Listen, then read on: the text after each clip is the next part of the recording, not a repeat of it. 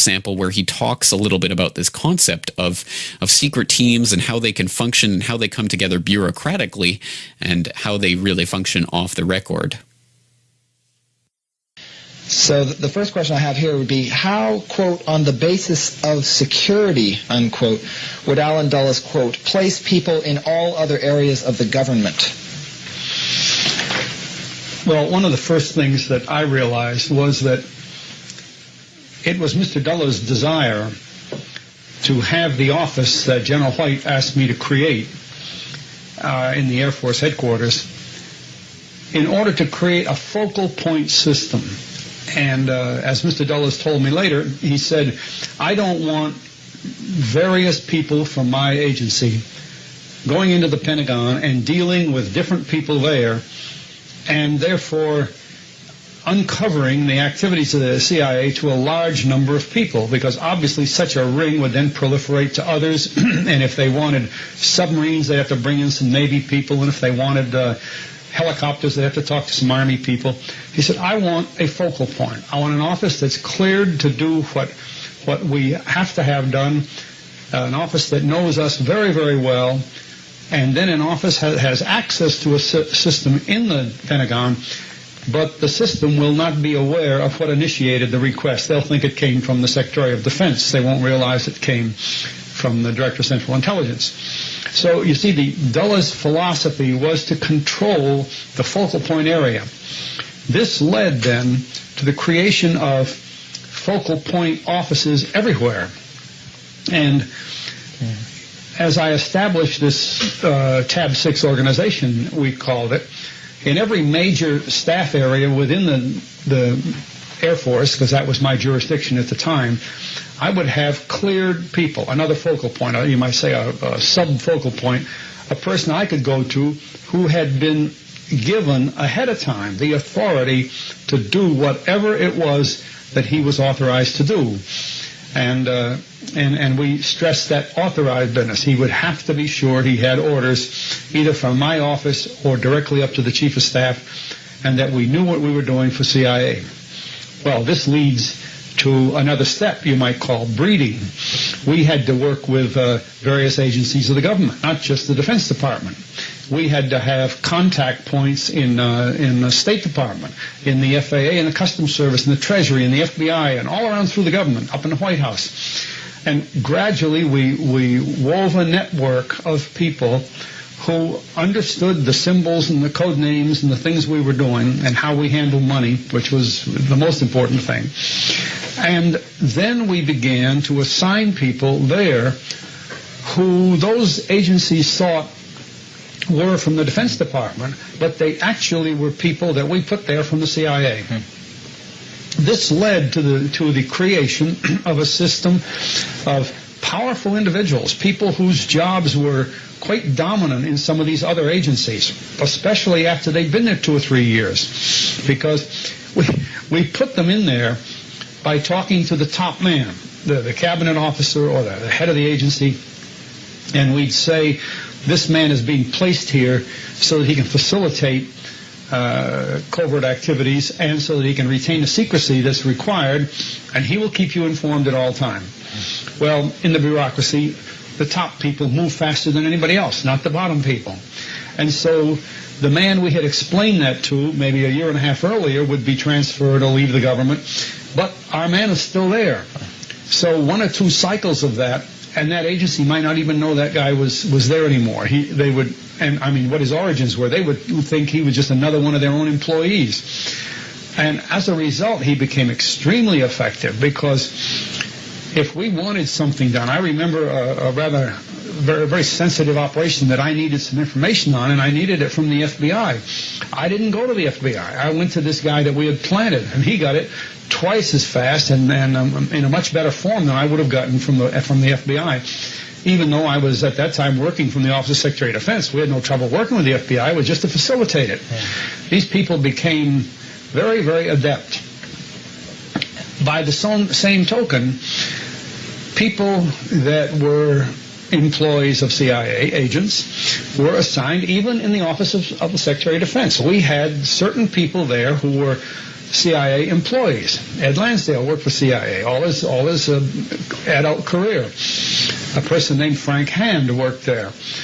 Now, the people in the Pentagon thought they were ordinary military employees. They didn't realize. Well, just to give you an example, Colonel Lansdale was a full colonel in the Air Force. That was his cover story. And he had been a full colonel for a few years. And the Air Force was promoting some men to general. The question came up, would Lansdale be eligible? And I told Mr. Dulles personally, I said, you can make Lansdale a general if you just write a letter to General LeMay, because you're going to pay the bills anyway, and not the Air Force. A few days later, I got a call from General LeMay's office. He called me in, and he had the list of men that the Air Force was promoting to general. And as I recall, it was only 13 or 14 officers, and LeMay, being General LeMay, knew every one of them except one. I don't know who the hell he is. I'm not going to promote him to a general. And I said, well, don't you have a file on him? He said, yes. He opened it up, and the top letter was from Allen Dulles. I said, he's a very important man for Allen Dulles. He said, okay, I'll promote him. Just like that. Well, that's a good way to get a promotion, you see. But that created a very important job within the structure of the Office of Secretary of Defense. Frank Hand had been there for years in the same way. Frank was a civilian of... I always wrote that he was the most important agent that the agency had, because he was operating daily and effectively as a member of the Office of Secretary of Defense. And you can think of the things that a person in that capacity can do when his home base really is CIA. Well, although people didn't believe this when they first heard it, there are assignments like that in the White House. There are assignments like that in the State Department. It's hard to tell the difference, you might say, between Bill Bundy, who was a longtime CIA employee, and McGeorge Bundy, who was in the White House with Kennedy. The two brothers certainly want to act side by side. They have the same goals and the same intentions. Well, there were many things that duplicated like that. So that it wasn't long before, and I'd say by the end of the 50s, early 60s, before we had spread through the government what I called a secret team, a group of people who really knew how to operate the CIA business. Well, the tape physically ends at that point, and they have to change tapes to recommence the interview, so I will use that as a jumping-off point to let you go and continue exploring that fascinating conversation for yourselves in greater detail. Once again, that comes from a 2.5-hour series of interviews. So that is just a little piece of the bigger puzzle. But I certainly hope that you were paying attention during that clip and really caught on to the significance of what Colonel L. Fletcher Prouty was revealing there from his inside position, his firsthand knowledge of what happened inside the Department of Defense. And with these well-placed CIA strategic assets, and not just any assets, but of course personal friends of Allen Dulles, and I think many of you out there will know Allen Dulles and his importance in the bigger scheme of things, but just to see how it physically works and how the bureaucracy actually plays out in a system like that is mind-boggling and chilling, and really reveals so much of the whole plan and the agenda and the way it operates just in and of itself. Just knowing that these people infest all the different layers of government, from the Department of Defense to the White House, some really staggering things revealed just in that 7 or 8 minutes interview of that clip of that interview. So once again, just so much to cogitate on about this concept of a secret team, this rogue network, whatever you want to call it, that operates, nesting itself within the corridors of power, and then using the puppet administration, or whoever the flavor of the week in the White House is, as the cover for what is really going on at a much deeper level. And of course, people might be reminded of the writings of Peter Dale Scott and deep politics and the deep state and that type of idea. And of course, this is something that's been fleshed out in a lot of different ways and given different terminology by different people. But once again, there is an insider revealing how it actually works on a functional basis. So I guess you can reserve skepticism and think, well, maybe he's just lying to us about all of this. And by all means, reserve skepticism and go and look up some of these facts for yourself and see if you can connect some of the pieces from other pieces of information from other people.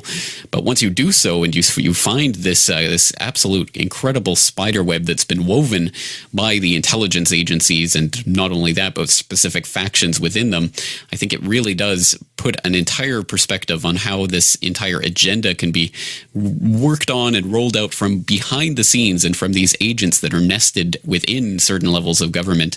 And it has nothing to do with government itself per se. Government is just the big stick that these particular factions can wield as it suits them, with their agents of influence, their focal points within various departments and ministries. Extremely, extremely interesting stuff. But let's move on from that topic, which again, I do suggest you go and explore it at more length in your own time. Let's turn to another fascinating